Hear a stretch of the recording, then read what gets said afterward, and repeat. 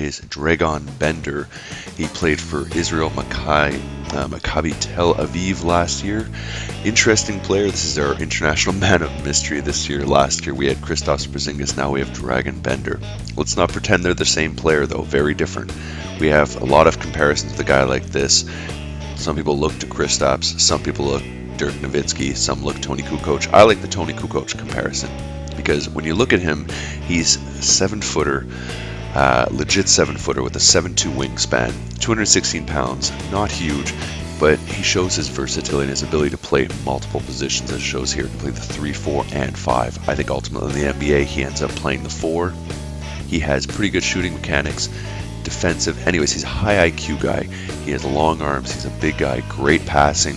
He may not be the long-range shooter that a guy like Kristaps is. He may not be the elite athlete that we see when we look at Kristaps Porzingis, but he does a lot of things really, really right. When we're looking at a couple of the highlights here, we see his ability to walk out, stretch the floor, great passer, knows where to be defensively, always has his hands in the right position. This is a guy that is going to need to come in. He is young and have a couple years of learning to come right in. So if you're wanting him to come in and, you know, be your superstar right away, maybe he's not the pick for you. But I can see him going from maybe the number, I even have seen some mock drafts where he's number 2, where you even take him over Brandon Ingram, which is an interesting pick.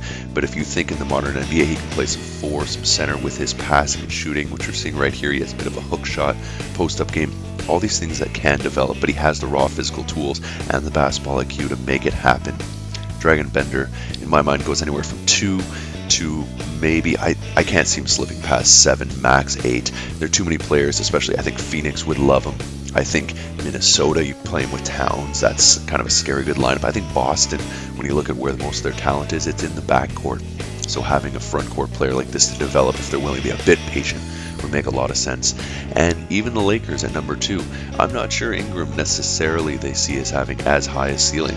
When you're looking at Bender, he can play next to a guy like Julius Randle. I know Ingram can too, but you know, in the NBA draft, stranger things have happened. Kwame Brown has gone number 1, so you never know what's going to happen.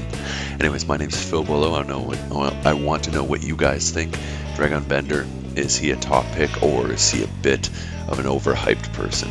Let me know, and we'll catch you next time.